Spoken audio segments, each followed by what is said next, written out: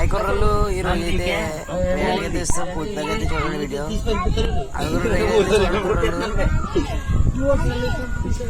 రైలు అయితే ఆడుతున్నారు మరి చూడండి. ఆ అబ్బాయి సిగ్గుపడుతున్నాడు. అది కూడా చూడండి కుర్రలు. వాళ్ళు అయితే బోట్ల మీద అయితే వేడిగా అయితే వెళ్ళారు. అది కూడా చూడండి, పాములు అయితే చూపిస్తుంది చూడండి.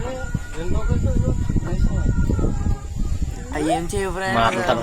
ఒక వీడియోలో అయితే పెట్టాను. లైక్ చేయడం మర్చిపోకండి, సబ్స్క్రైబ్.